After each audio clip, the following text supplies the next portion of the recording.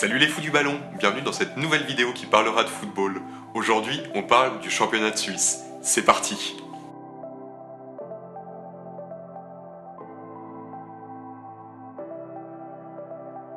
Salut Johan, comment tu vas? Très bien et toi? Ça va super. Aujourd'hui, on va parler de la Super League. Pourquoi on fait cette vidéo sur le championnat de Suisse? Premièrement parce qu'on est les deux Suisses. On habite en Suisse et on ne fait pas assez de vidéos sur notre beau championnat. Et pourquoi? Tout simplement parce que je m'y connais très peu en championnat de Suisse, ce qui est assez honteux. Mais toi par contre, tu suis énormément ce championnat, tu le connais. Donc on va faire une vidéo un peu différente d'habitude. On va faire quasiment un interview. Donc bienvenue dans mon fauteuil. Aujourd'hui, je vais leader cette vidéo et je vais te harceler de questions pour qu'on puisse connaître un peu plus de choses sur ce championnat. Bah écoute, ça me va très bien, c'est très confortable comme position en fait, rien à préparer, juste à répondre, moi ça me va bien. Du coup, déjà première question, c'est quoi la Super League? La Super League, c'est pas un projet de championnat européen des meilleurs clubs, c'est le championnat de Suisse qui du coup fonctionne un petit peu différemment des autres championnats, simplement parce qu'il y a seulement 10 équipes. Bah oui, la Suisse c'est quand même un petit pays, on n'a que 10 clubs on va dire qui sont au niveau. Et la particularité, c'est que comme on n'a que 10 équipes, on a 4 tours. Chaque équipe va rencontrer 4 fois les autres. Ça c'est je pense le premier point à dire. Le deuxième point à relever, la Suisse c'est un pays qui est on va dire coupé en deux entre les Romands qui parlent français et les Suisses allemands qui parlent allemand. Et on voit un petit peu la même chose dans le championnat. On a vraiment une vraie différence entre les deux avec les Suisses allemands qui sont entre guillemets un peu entre eux, aussi au niveau des investissements, au niveau du sponsoring. On sent que c'est presque un mini championnat à eux seuls.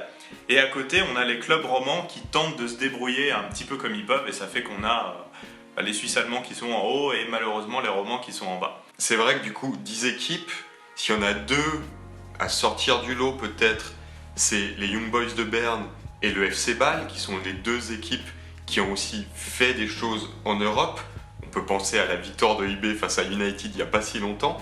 En dessous de ces deux qui semblent être les deux ogres, comment ça se passe?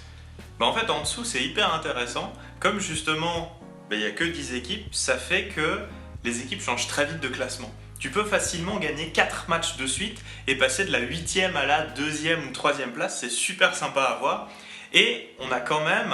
Alors, des clubs, on va dire, pas au niveau de Bâle ou IB, je peux peut-être citer Zurich. Le FC Zurich, qui du coup est déjà une équipe historique, mais même une équipe qui, actuellement, cette saison, fait presque office de top 3 avec Bâle et IB. On peut aussi citer Lugano, c'est une équipe que j'aime beaucoup, qui produit du très beau jeu.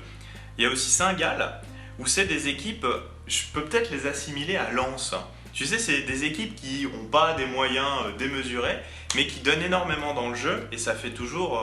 c'est des beaux matchs à voir, et c'est des équipes qui réussissent assez bien. C'est assez intéressant, parce que du coup, on voit qu'il y a beaucoup de concurrence dans ce championnat. Avant de parler du jeu en général de ce championnat, peut-être parlons des joueurs. Il y a quand même quelques noms qu'on pourrait sortir. Je sais pas, je pense dans les jeunes à un Cabral, que je verrais bien faire une super carrière. Dans les moins jeune, je peux penser à Kazami, qui peut-être vous ne le connaissez pas, mais c'est quand même quelqu'un qui est rentré dans l'histoire de la Première Ligue avec un but monstrueux. Y a qui comme autre joueur qu'on doit connaître dans ce championnat? Clairement, la star de la Super League, c'est Nsame, qui joue à IB. Il a été élu meilleur joueur et meilleur buteur, je ne sais pas trop combien d'années de suite. C'est assez exceptionnel d'ailleurs qu'il joue encore à IB. Alors cette saison, il n'a pas encore joué simplement parce qu'il a eu une grosse blessure en fin de saison dernière et du coup il n'a pas pu commencer. Mais ça reste un joueur, tu sens quand même que le championnat suisse, c'est un championnat qui est un peu en dessous des autres et lui, il est clairement au-dessus. Donc la vraie star, ce serait lui. Après, des bons joueurs... Alors tu as cité Cabral, c'est actuellement le meilleur buteur du championnat suisse avec 11 buts au moment où on tourne. On peut aussi citer Sterdiou, qui est un super défenseur central du côté de Saint-Gall. Il y a aussi un joueur qui, il me semble que tu le connais et que tu aimes bien, c'est Esposito, non? Ouais, aime bien, je ne l'ai pas vu beaucoup jouer, mais c'est un joueur prêté par l'Inter Milan, qui semble avoir un brillant avenir devant lui, un buteur qui semble être sympa, à voir ce qu'il va donner du côté de Bâle après cette saison. Et après, dans les vieux joueurs, du côté du FC Sion, on peut citer O'Haro. O'Haro qui a quand même eu une très belle carrière, il a quand même joué au PSG avant Qatar, mais il a quand même joué au PSG. Il a joué avec IB et il a remporté des titres avec IB, donc clairement c'est plus un vieux crouton, c'est pas encore un vieux crouton, il a encore du niveau. Aujourd'hui il est à Sion et tu sens que c'est le genre de joueur qui est quand même un petit peu au-dessus de l'équipe. Il y a peut-être aussi Gaël Clichy du côté du Servette, parce que lui aussi il a une carrière Arsenal, Manchester City, enfin c'est pas n'importe quoi, c'est assez fou de le voir du côté de Servette. Complètement, et c'est assez drôle parce que la plupart des gens sont pas forcément au courant que Clichy joue à Servette.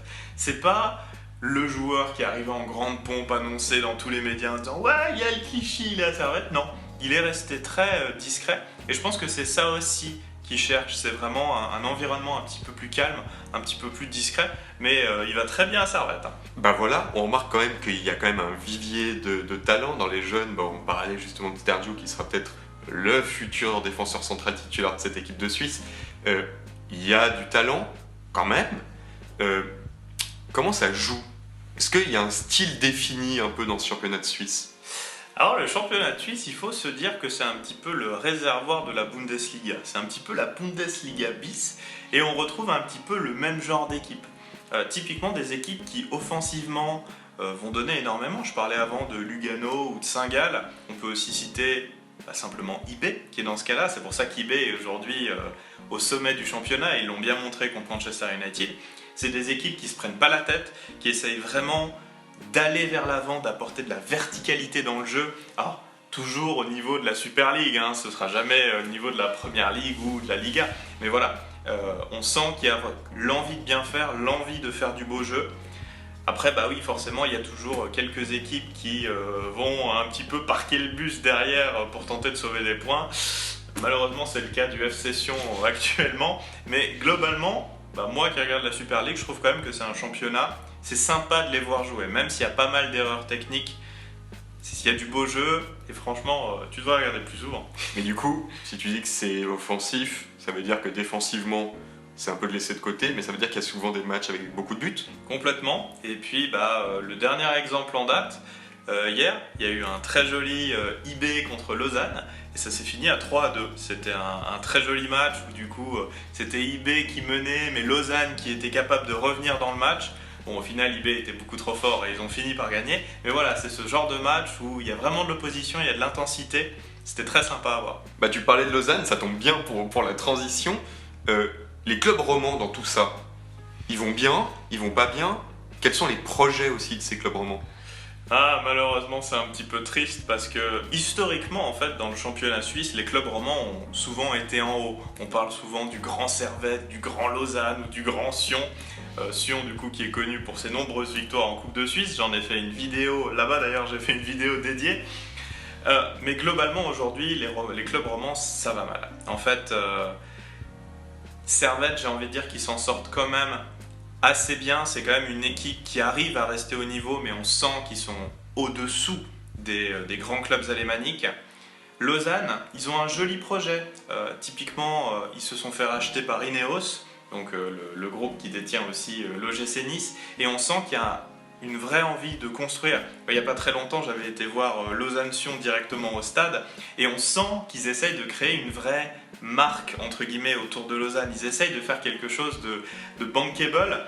L'hymne du Lausanne Sport, c'est un rappeur lausannois qui fait sa propre musique, et on sent qu'ils essayent de donner une vraie dynamique. Donc ça c'est joli à voir, c'est un très beau projet Lausanne, même si malheureusement dans le jeu actuellement ça va pas trop bien. Puis la dernière équipe, c'est notre équipe à nous, forcément, c'est le FC Sion. Le FC Sion, en fait, c'est assez représentatif du genre de projet qu'on trouve dans le championnat suisse. Ça veut dire un propriétaire, une famille, on va dire, qui va gérer le club.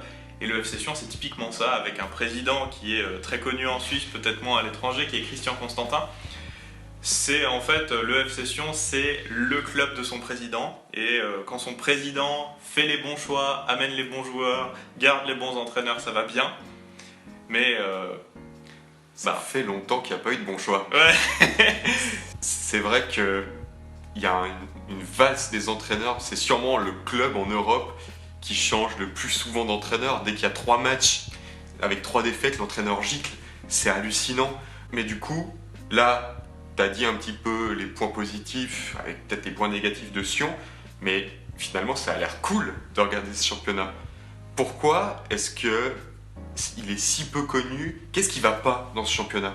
Alors, déjà, t'as raison, c'est un championnat qui est très sympa à regarder. J'encourage n'importe qui à regarder la Super League. Je dirais il y a quand même 3 choses qui vont mal en Super League. Le premier, malheureusement, en fait, la Suisse, c'est pas un pays de foot. Ça fait que l'ambiance dans les stades est assez calme, on va dire. Il n'y a pas des chants de supporters tout le temps. Les stades sont aussi rarement pleins, donc ça c'est un petit peu triste. Je pense que la seule ville qui soit vraiment une ville de foot en Suisse, c'est le FC Bâle. Si tu te balades à Bâle, tu vois des drapeaux, des écharpes un petit peu partout. C'est pas le cas dans le reste de la Suisse. Ça c'est le premier point. Le deuxième point, et je l'ai dit avant, en fait la Super League, c'est le réservoir de la Bundesliga. Et en fait assez souvent quand des joueurs sont bons, ils vont très vite partir. Un exemple qui me vient en tête, c'est Cunha. Cunha, vous connaissez sûrement, il a été formé à Sion. Il a fait 5-6 matchs, il n'a pas joué tant que ça. Il est tout de suite parti à Leipzig, puis au Hertha Berlin, et maintenant il est à l'Atlético Madrid pour 40 millions d'euros. Incroyable. Mais voilà, on sent que c'est un championnat qui n'arrive pas à garder ses jeunes joueurs ou ses joueurs qui sont bons. Et ça fait qu'en fait, c'est un championnat qui est en perpétuelle reconstruction. Et le dernier point qui fait que ça va mal, c'est ce qu'on disait avant par rapport au FC Sion, c'est le côté mécénat. En fait, tous les clubs sont tellement dépendants de leurs propriétaires qu'on se retrouve un petit peu dans le grand débat de « ouais, mais si le propriétaire part, le club ne vaudra plus rien. Ah, mais si le propriétaire il reste, en fait, il en fait un peu qu'à sa tête. » Ce qui fait que le championnat suisse, c'est aussi, d'un point de vue politique, c'est un espèce de grand folklore où à chaque match, t'as les familles propriétaires des clubs qui vont boire des bières et puis qui vont regarder le match. Ça donne une ambiance, un peu folklorique, mais du coup pas assez sérieuse pour que le championnat soit vraiment sérieux et s'améliore à l'avenir. Ok, du coup, grâce à toi déjà là, on voit un peu plus clair et on comprend ce que c'est le championnat de Suisse avec ses forces et ses faiblesses. Si on peut conclure sur peut-être une question un peu plus personnelle, s'il y a un match à aller voir au stade, lequel? Ça c'est une bonne question. C'est une bonne question, déjà comme je disais avant, comme il y a 4 tours, comme les équipes se rencontrent 4 fois dans la saison, il y a moins ce côté « oh là là, il y a un grand match, il est unique, il ne faut pas qu'on le loupe ». Néanmoins, si je devrais en citer un ou quelques-uns, déjà il y aurait forcément Bali-B. Ça devient de plus en plus le classico, c'est le leader historique, le FC Bâle, contre la nouvelle équipe de maintenant. Les deux sont au niveau, les deux se tiennent vraiment en un point en championnat. Donc ça, c'est des matchs à pas louper. Après, d'un point de vue supporter, peut-être le derby de Zurich. Donc il y a deux équipes à Zurich, le FC Zurich et les Grasshoppers Zurich. C'est aussi 2 équipes qui historiquement sont des monuments du championnat suisse. Je crois d'ailleurs que Grasshopper, c'est l'équipe la plus titrée de Suisse, si je dis pas de bêtises. Et à chaque fois qu'il y a ce match-là, il y a toujours beaucoup de supporters qui vont au stade. Il y a aussi beaucoup d'ambiance dans la ville. Donc ça, je pense que c'est quelque chose à pas louper. Après, tu me dis que c'est une question personnelle. Donc moi, je dirais forcément un derby roman avec le FC Sion, un Servette Lausanne ou un Servette Sion.